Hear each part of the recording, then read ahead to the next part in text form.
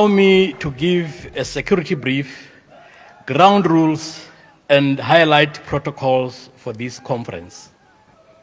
The safety brief. You are currently in the SSKB main auditorium, the central venue for this week's sessions. Reception, dining area, and other facilities are accessible through clearly marked corridors.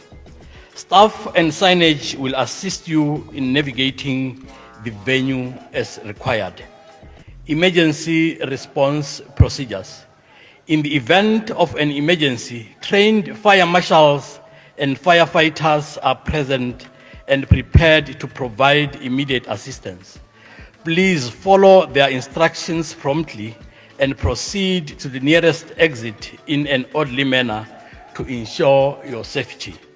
Emergency exits are located at the rear and side doors of the auditorium and are marked. Upon evacuation, proceed to the nearest exit. There are two designated emergency assembly points, both located at the southern end of the facility.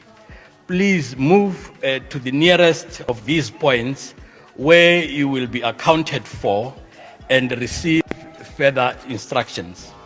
First aid stations are located near the registration desk, and an ambulance is on standby throughout the conference for medical emergencies.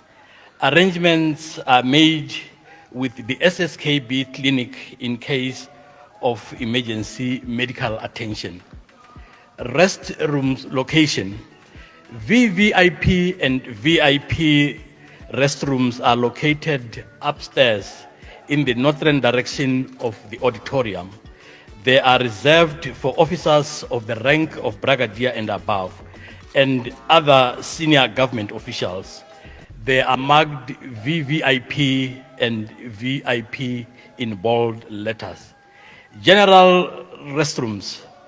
They are located up and downstairs on the southern wing of the auditorium. These are reserved for participants and are marked restrooms. Ladies and gentlemen, as we begin, please take note of the exits, restrooms, and emergency assembly points. Thank you for your attention. Allow me to invite Commander BOTSWANA Defense Force, Lieutenant General Placid Diraza to give the welcoming remarks.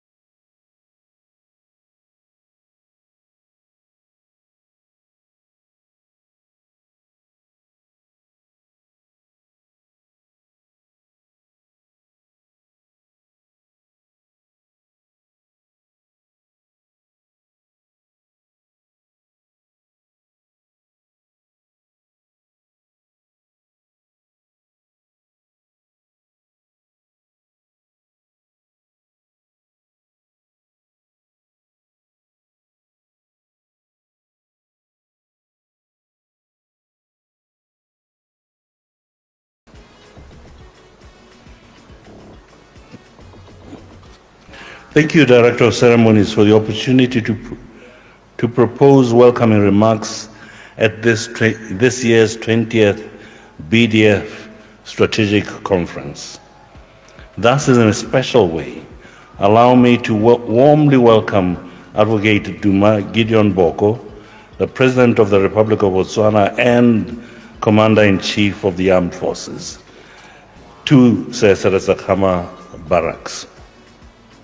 Mr. President, we thank you for the rare opportunity to host you and be honored by your company.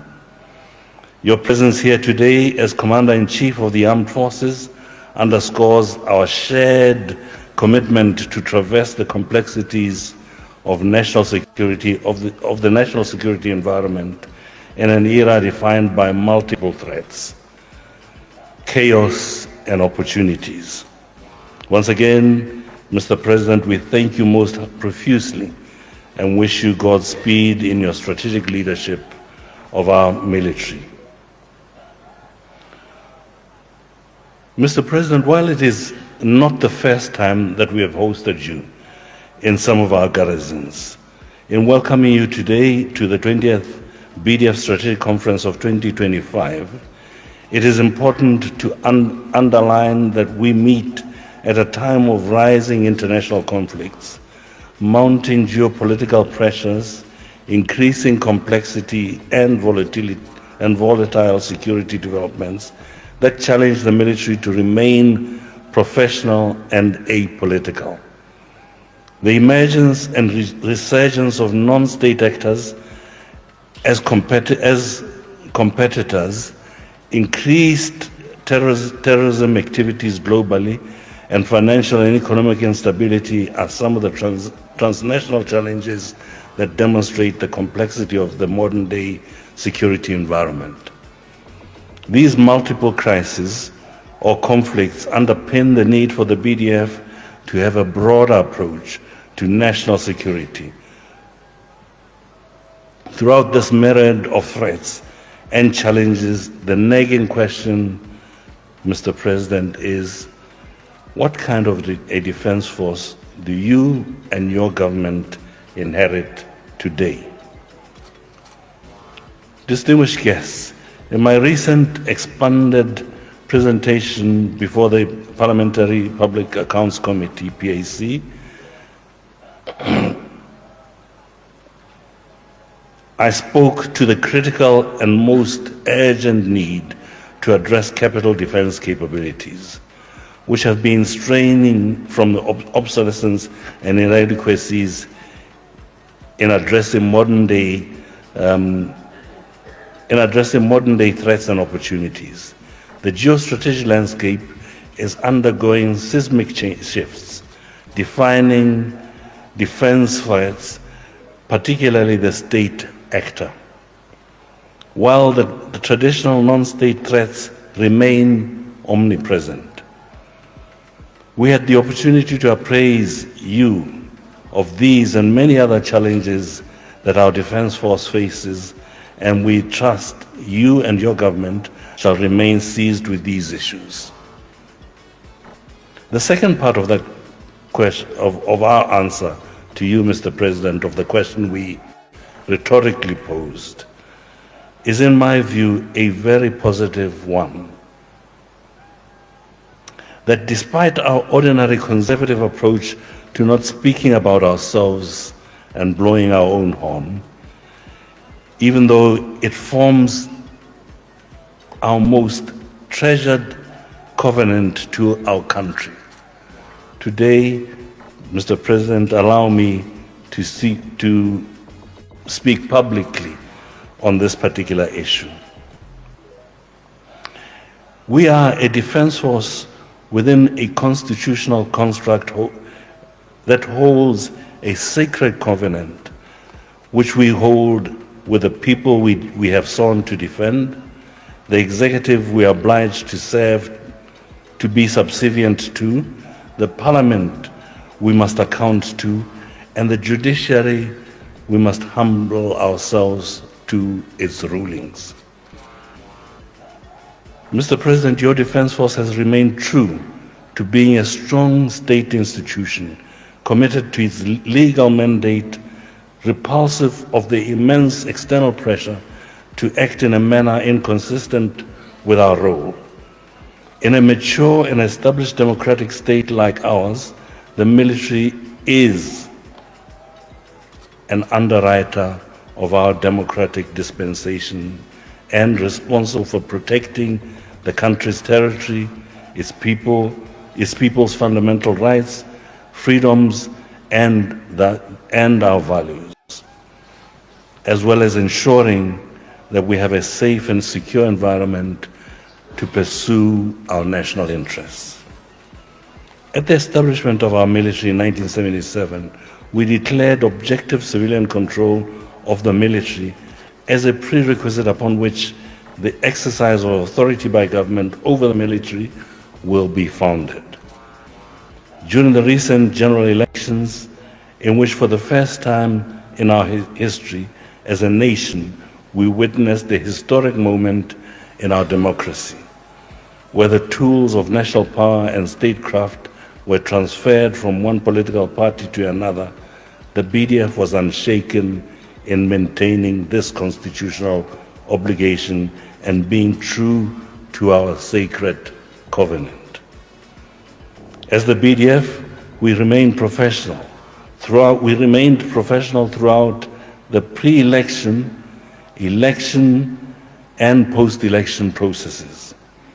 We made it clear through our quiet and professional engagements that ours is not to determine which political entity emerges as government, but that once any political party is constitutionally declared, we shall serve it with absolute honesty and professionalism. Hari Papa Teledial.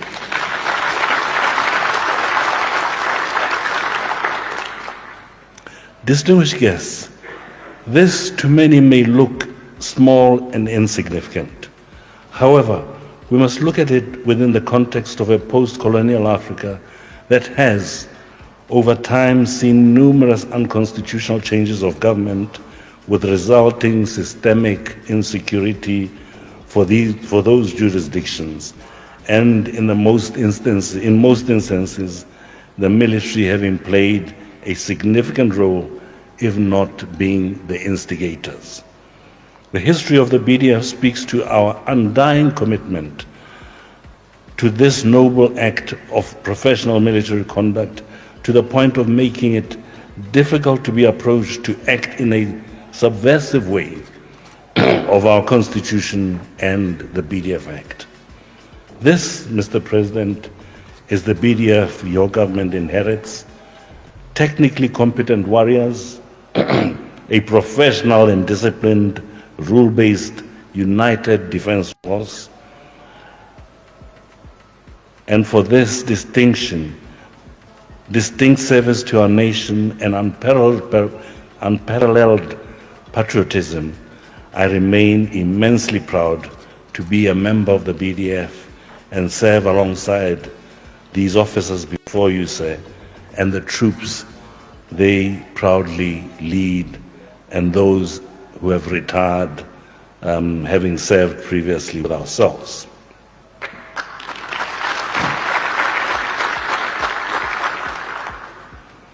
To my fellow officers here present, we meet today for the Senior Officers Strategic Conference under the theme Embracing a New Dawn in Defense Capabilities Inspired by Human Security, Accountability, and Meritocracy.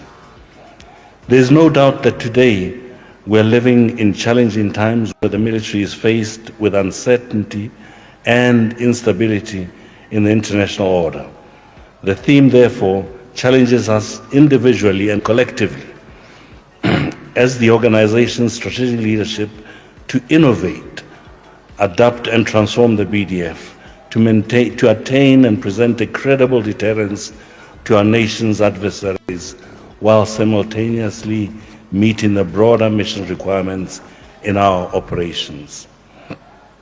It offers us a crucial time to reflect and ensure we remain focused to the strategic vision while being creative as stewards of the military profession. It encapsulates our quest to revamp our capabilities and capture our strategic vision, which aims to pursue a people-centric approach that looks beyond traditional military power in developing our defense capabilities. This approach recognizes that security must be deeply rooted in the principle of human security, hence protecting the well-being and dignity of our citizens while ensuring accountability, transparency, and ethical leadership. Today, as we converge here for the 20th BDF Strategic Conference, we are once again reminded of the founding BDF values upon which the foundation of this defense force was firmly built and continues to remain anchored.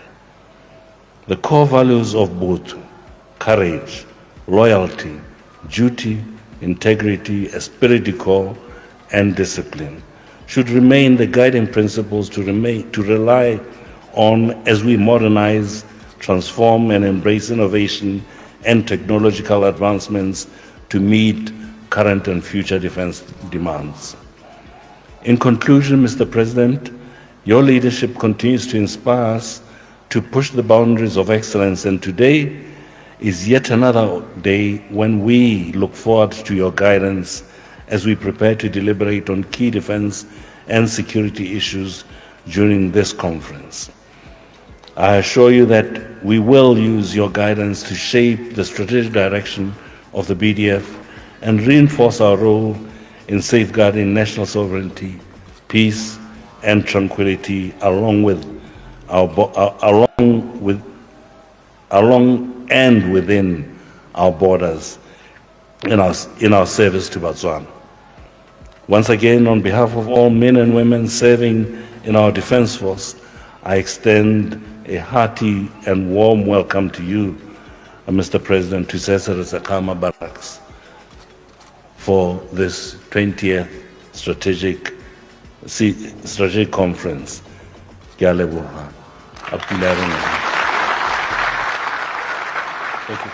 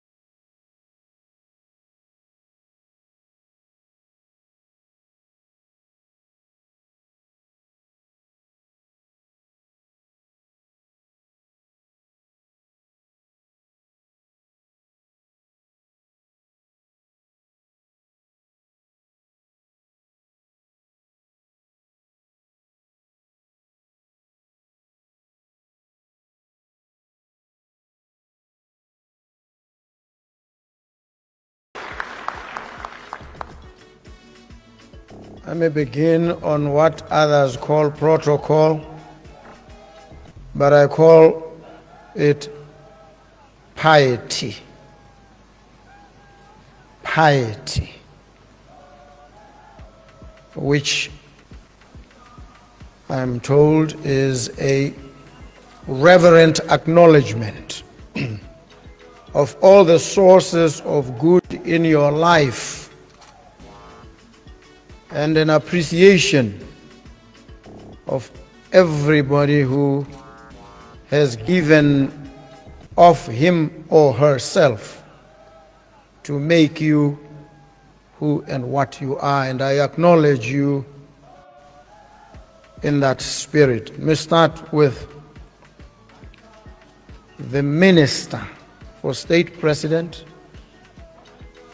the Minister responsible for Defense, Remweti Caesar Mohwasa. Recognize in our midst Me Emma Belwetlet, Permanent Secretary to the President.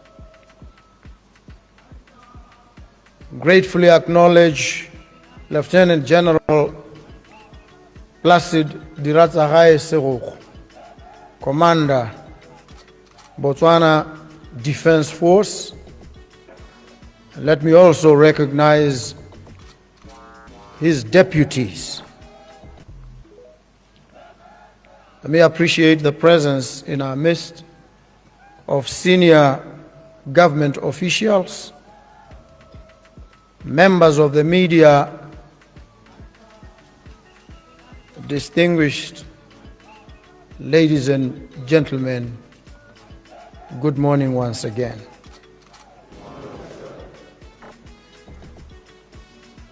Let me start on a light and cheerful note. A few years ago, I was taken to some farm in Namibia, and I was given a high-precision rifle with a telescope, and I was given quick instructions on how to use this rifle. And we went out, and from a distance there was a crowd of elands, and I was asked to take down one. There were a few. So I looked through the telescope, and I was confident. I planned that if I do not get this one by some streak of ill fortune, I must get this one. And if I don't get this one, certainly this one. There was, in my estimation, no way I could miss. And so I took aim and I pulled the trigger. And I was shocked to see the eland still standing there.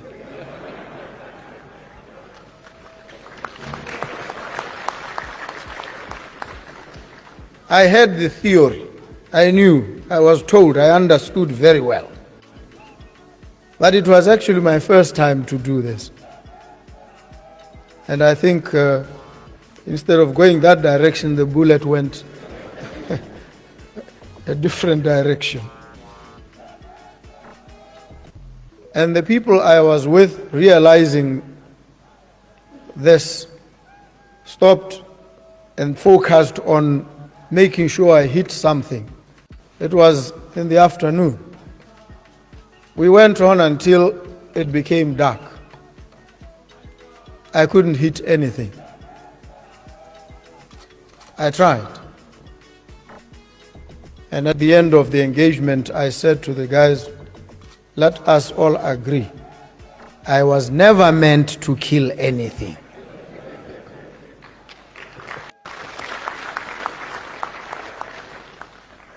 And so I have operated on this understanding since, until very recently, when I was taken to the range.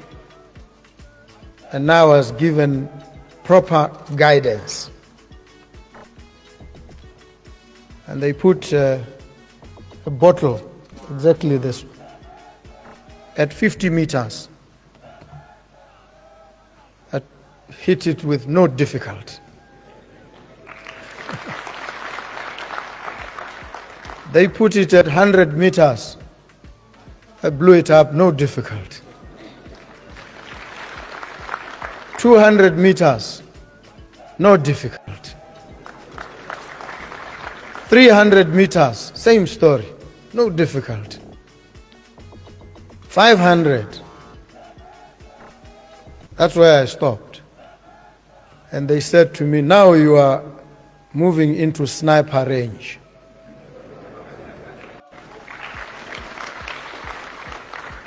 So this was to assure you that I am now competent. And so when the chips are down and you've done your job, you may look in my direction for practical support. Distinguished ladies and gentlemen, it is a great honor and privilege for me to be here with you today and to speak to you at this 20th Senior Officers Strategic Conference, which you hold under the theme Embracing a New Dawn in Defense Capabilities Inspired by Human Security, Accountability, and Meritocracy. The theme is bold and it is timely. It is as bold and timely as it is inspirational. It sounds a clarion call for transformation, innovation, a people-centered approach to national defense, and a demonstration of a steadfast commitment to the values that have defined the Botswana Defence Force for decades. This theme speaks not only of change in our hardware and tactics, but also to our systems and people. Let me take this opportunity to thank the Director of Proceedings and other members of the BDF for your dedicated service and for keeping Botswana safe. Botswana appreciate the sacrifices you make, often at a huge personal cost, in order to attain a safe and stable environment in which personal freedoms are assured.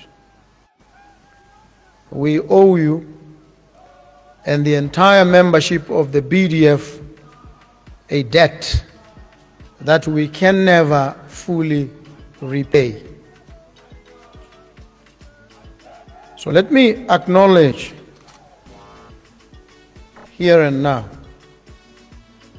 that I have interacted with the Commander on many occasions, and he has outlined to me some of the challenges that the BDF is currently facing. These include issues pertaining to conditions of service for the members, as well as the civilian employees of the BDF. Operational readiness, social welfare challenges, mostly aggravated by the ever-changing operational environment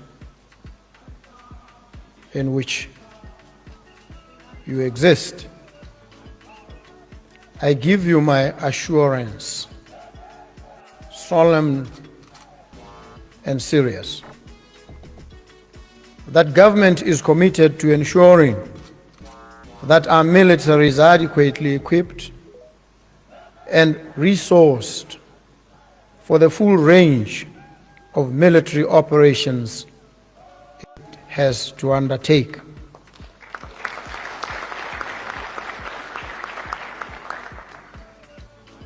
We will continue to listen to your concerns with an open mind, and we will continue to address these concerns in the best manner we can.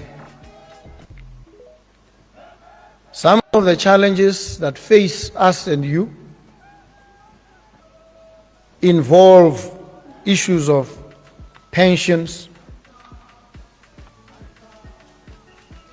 and when they involve pensions, they obviously implicate retirement, which for the BDF occurs very early. Maybe there's need to engage on that issue, the age of retirement. I've reflected on it privately. I want us to reflect on it publicly and engage each other and establish whether this age, which has applied for so many years, is the right and perfect age for retirement. We also are wrestling with issues of accommodation, healthcare services, equipment maintenance, refurbishment, and replacement of your military wear. We may ask, what do Botswana expect from you in return?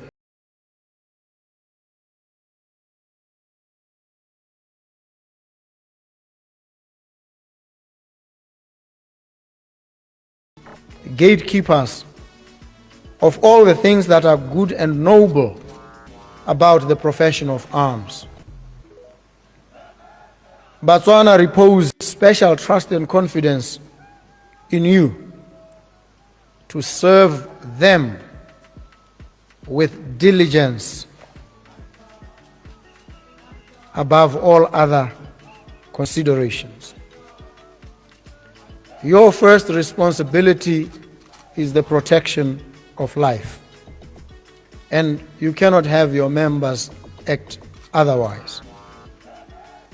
Any departure from this professional conduct will invariably erode the trust and confidence that the nation places in you.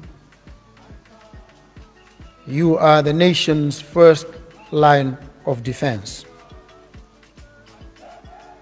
The nation expects of you to provide a secure and stable environment, which is a foundation upon which economic growth is built.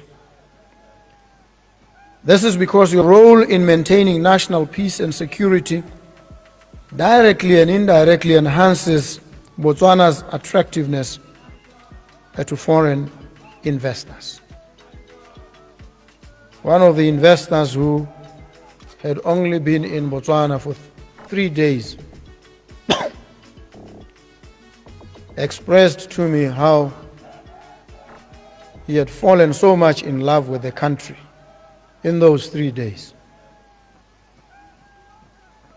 And I asked him what it was about the country that had been so attractive to him. And he said to me, there's a fundamental niceness about the country. Fundamental niceness. And I was extremely happy because I understood deep in my heart that that fundamental niceness is constructed around the peace and the stability this country offers, a predictable and safe environment, undergirded by a disciplined, committed Botswana Defence Force.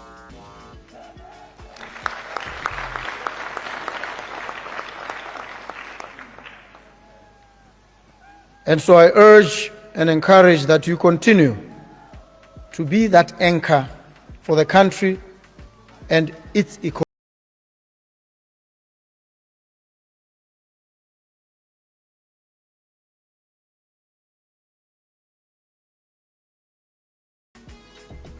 Peace that guarantees the enjoyment of the fundamental rights, human rights that every citizen must enjoy. And these rights, we all must know, are both universal and they are interdependent and indivisible. Human rights are interdependent. You cannot assure one to the exclusion of others. You must assure them all. And they are indivisible. That is why it becomes a fundamental imperative for the country to ensure that those who guarantee its peace, its safety and security are themselves taken care of. It is an obligation, therefore, to look after the Botswana Defence Force.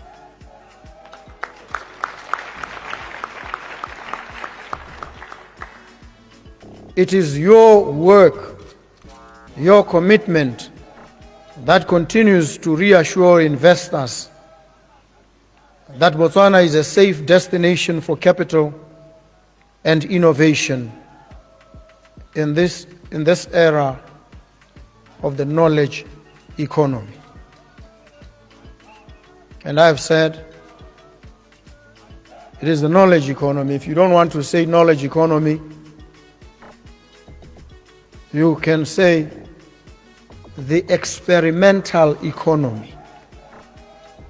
An economy that must thrive on vigorous subjacent experimentation, innovation, creativity, the ability to defy the conventional and the commonplace, the ability to venture into the realm of the far removed, the speculative, and fashion solutions that may not have been known before.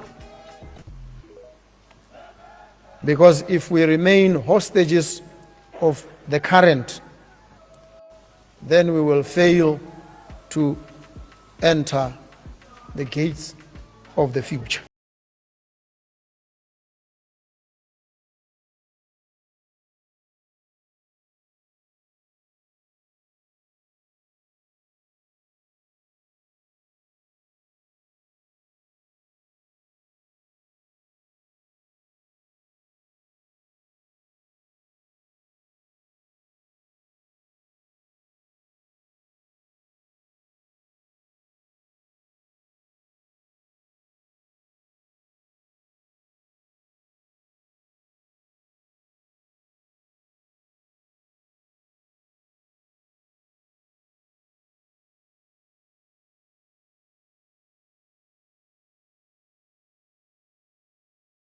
Acumen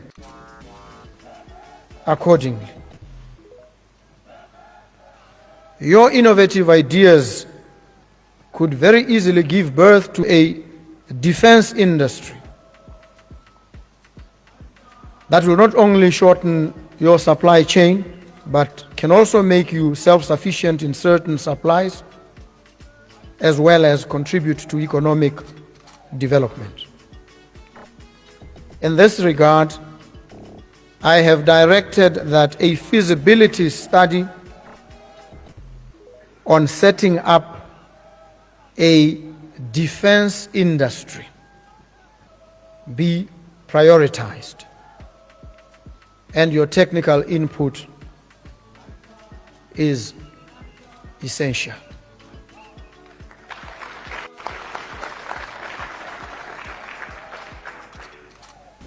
We need to develop this military industrial complex. We need to develop it quickly. And so we will have to amend the laws so that they facilitate this and conduce to its realization in the shortest possible time.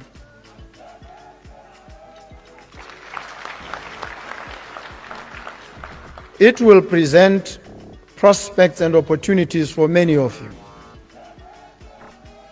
That whatever we decide ultimately about the retirement age,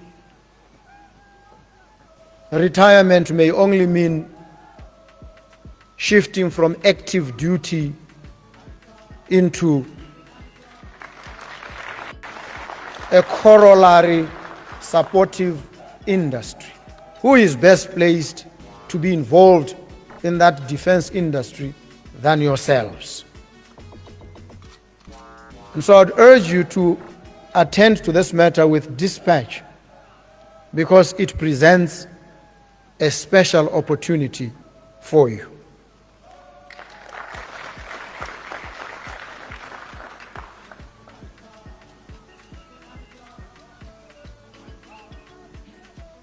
I also would like to urge, there are many programs that we are trying to develop on the trot. One of them is a housing program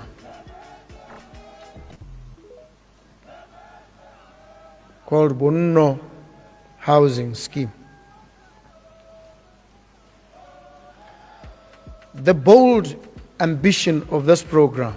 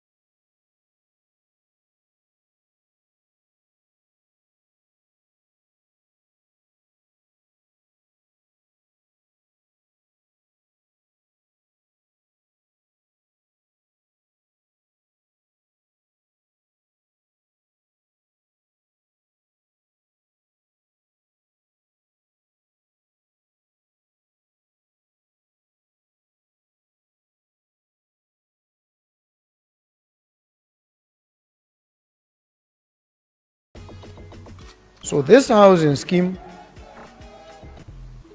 is an attempt to place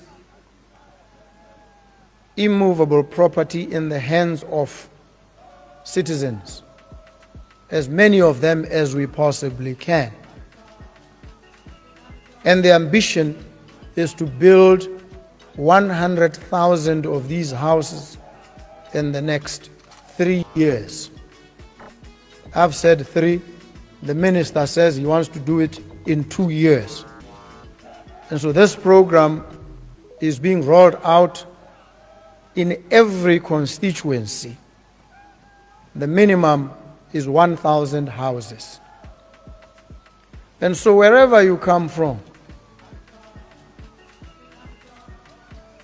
you are entitled, if you have a piece of land that you've not been able to develop because of the challenges that we all face, you now can, for a very reasonable amount per month, at least put up some decent shelter.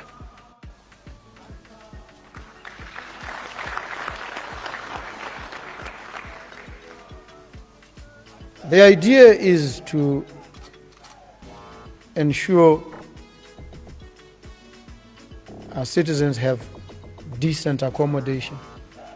But we'll also engage in other programs that seek to deliberately transfer wealth, claw it back from where it is, and place it in the hands of the most ordinary of our citizens. It is an obligation. Government has to do this if it is a government of the people, for them and by them.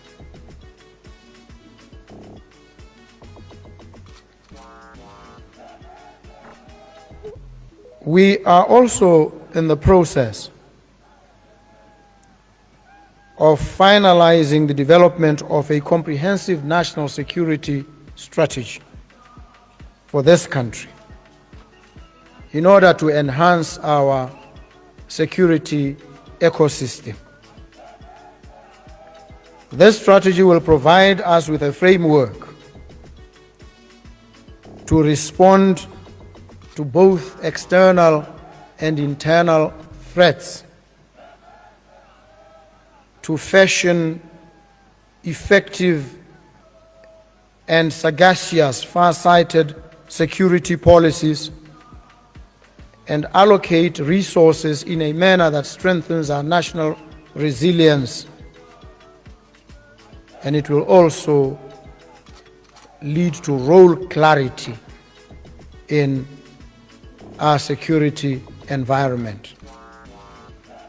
And so I call upon all of you, as the custodians of our peace and stability, to provide your insights, your experience and your wisdom in order to shape this strategy and ensure that it reflects our national values, responds to emerging security challenges, and that it upholds our sovereignty and our territorial integrity in this ever-changing security environment. I am aware that one of the most significant obstacles to developing an effective national security strategy is a lack of consensus, common ground and vision on our national security priorities. This has led to a national security strategy being reactive as opposed to being proactive. In some countries, and indeed maybe in ours as well, defense budgets have been drastically reduced to address other competing priorities and national requirements. But we must appreciate that if we go too far down that road,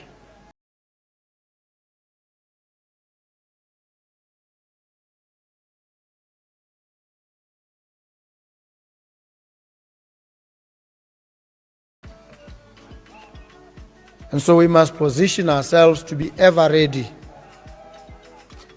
properly resourced, having honed and refined our strategic capabilities. And so we must take our cue from what is happening in the region and understand that we must prepare ourselves well in advance, in anticipation, so that we do not wait for tragedy to befall us and then begin to prepare under pressure of calamity.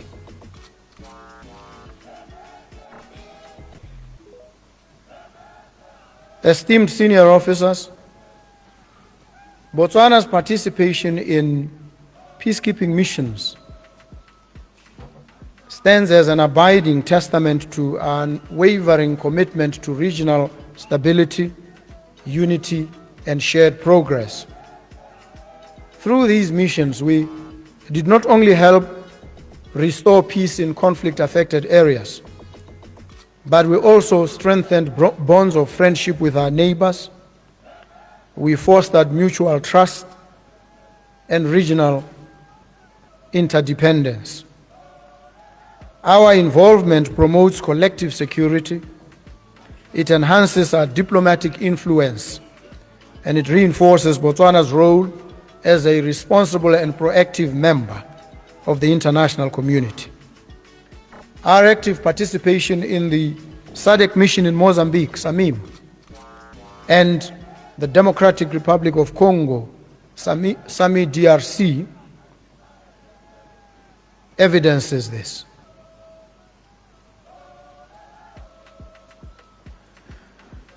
And we must applaud you and applaud through you ourselves as a country.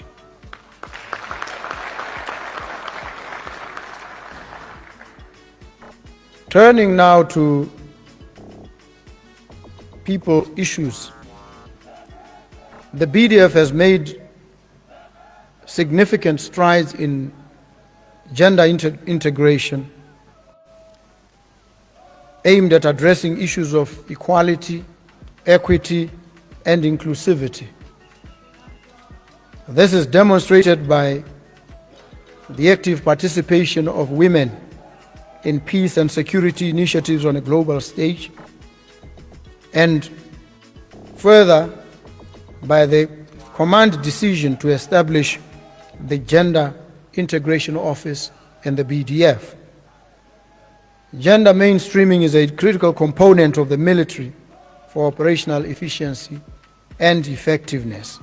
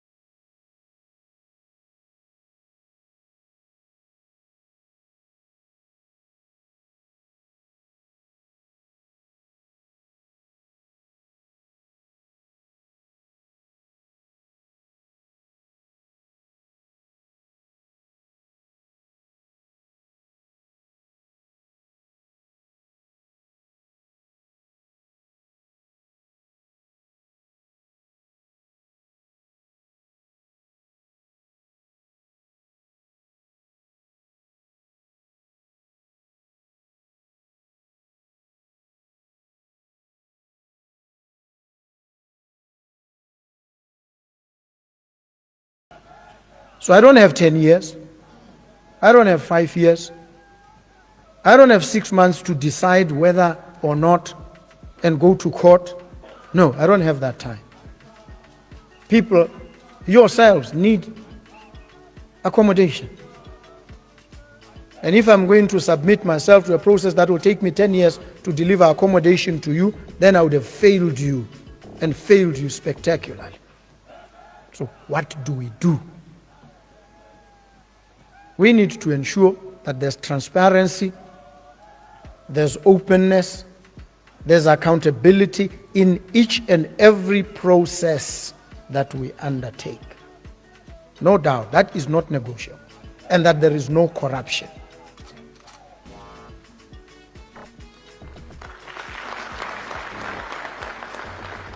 And so people say, when you acknowledge a failed system and you say, whatever we do, we must not do this one. He say he's trying to give tenders to his relatives. I want you to know my relatives. Just check, you'll know them. You need to know them so that you can track whether any one of my relatives has any tender. You need to ascertain, you need to be sure about these things.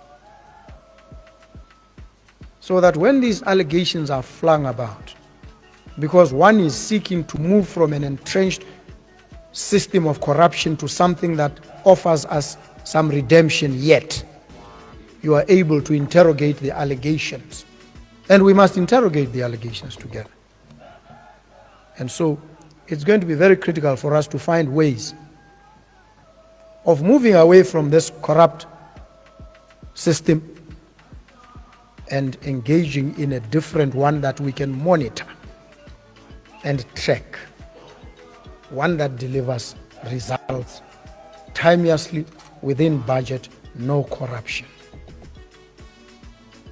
And so we need to look for the best practices. And that we will do. If there's anything that I'm not afraid to do, it is to take decisive measures, even in the face of opposition and hostility. If it has to be done, it is good for the country, it is good for the people, I will do it. Make no mistake about it. I declare this, and I declare it publicly, so that it is known, so that when you gauge and you assess, you understand how I approach these matters. And with me, I'm always open to engagement. You disagree with me? Let's talk. You tell me, I think you're getting it wrong here. And I'll listen to you.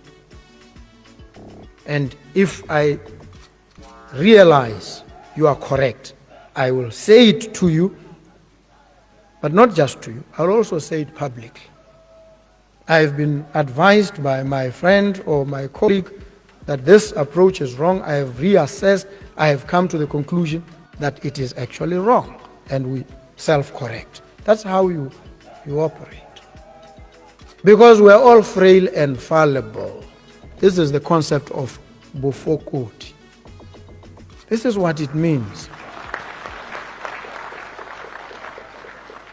When you say that, it means you appreciate your own frailties, your own brokenness. You're broken and fissured yourself.